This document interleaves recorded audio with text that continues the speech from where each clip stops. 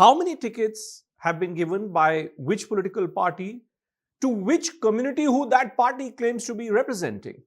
What truths hide in Bihar's economy? The 2023 Bihar Caste survey revealed some really shocking statistics. Despite all this caste combination that we've been speaking about, over 34% of families are still living below the poverty line. No matter which alliance comes to power, ultimately the fundamental bedrock of Bihar's politics is not changing.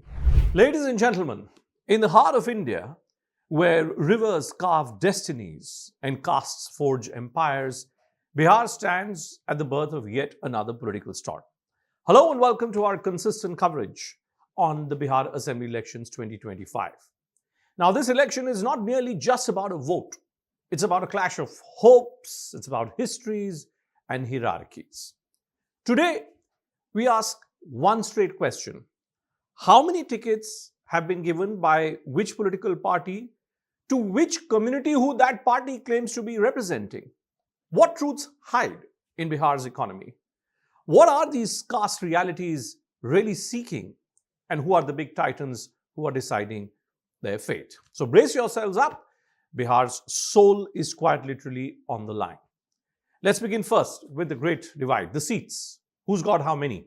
Because in Bihar, every ticket is like a throne. Every nomination, a kingdom bestowed. First up, the NDA. That alliance of the Bharatiya Janata Party, the Janata Dal United, and a couple of other smaller parties, leaning on the old order. So upper castes, Brahmins, Rajput, Bhumihars, now hold 71 tickets which have been given by the NDA alliance. That's well over 1/3 of their total share. A salute, you could say, to the traditional elite. The OBCs, the much talked about OBCs. Who gets the OBC vote? Yadavs, Kurmis, Kushwahas. These three communities secure around 71 tickets as well.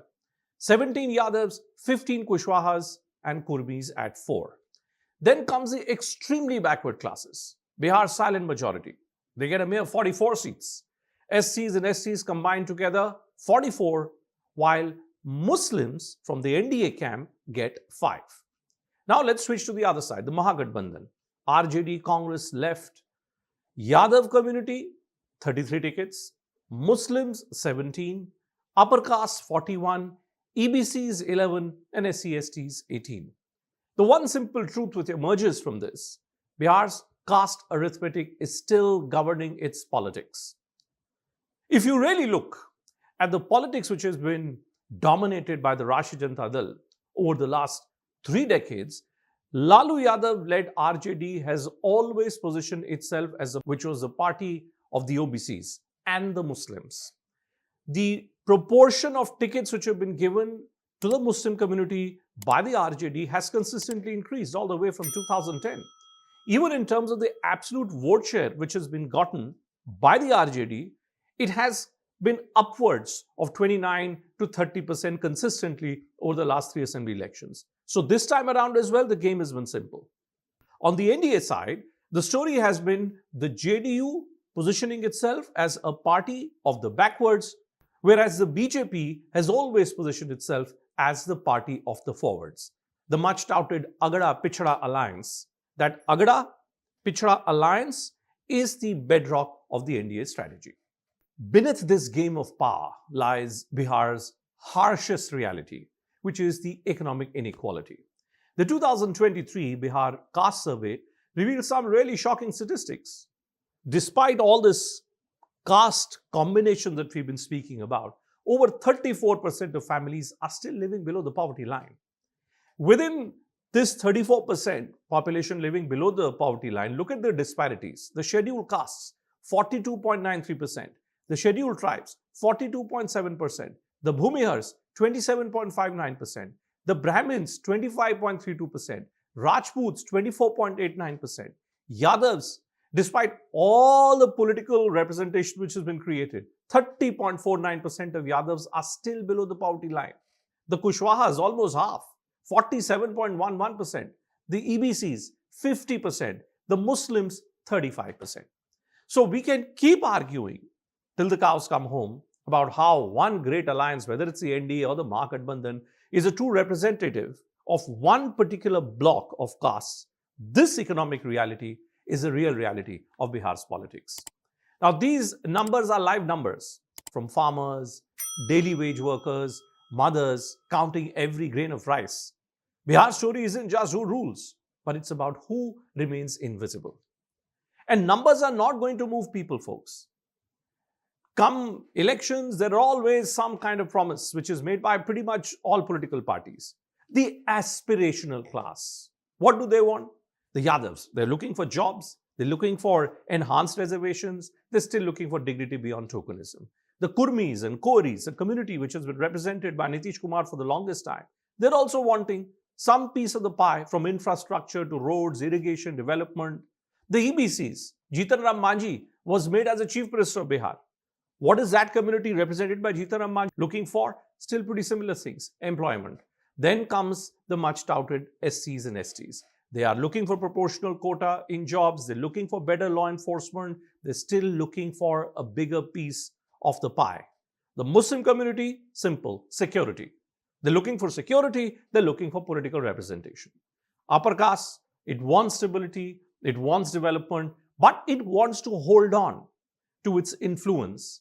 So there will be all kinds of names which are coming up from different political parties that you will see. Somebody will say that this is a Bahubali, this is some gangster.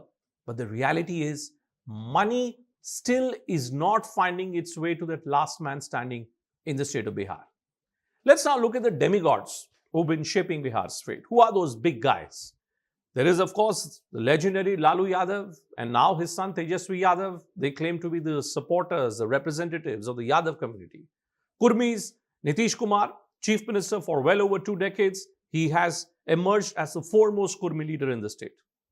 Dalits, from Chirag Paswan to Jitan None, both of them wanting to establish themselves as a bigger leader. And then there's the upper castes, from Samrat Chaudhary to Vijay Kumar Sinha, both of whom have chief ministerial ambitions for the state. For the Muslim community, there was Abdul Bari Siddiqui. There still is a Sauddin Owaisi in every election. Will he really make a mark? And then the EBCs, Mukesh Sahni, the Fisher folk champion from Vikashsheel Insan Party. There are myths, there are facts, and there are characters. Bihar's politics is a great combination. It's a great confluence of all these 3 factors together. So as Bihar votes on the 6th and 11th of November, please do remember, this election is much, much more than just an MLA, than just a particular party. It's about equality or entrenched empires. It's about caste unity or fragmentation. The answer lies in the hands of the voters. So over the next 1 week or so, you will hear a lot about different caste communities. You will hear a lot about how a particular party is a better representative of a particular bloc.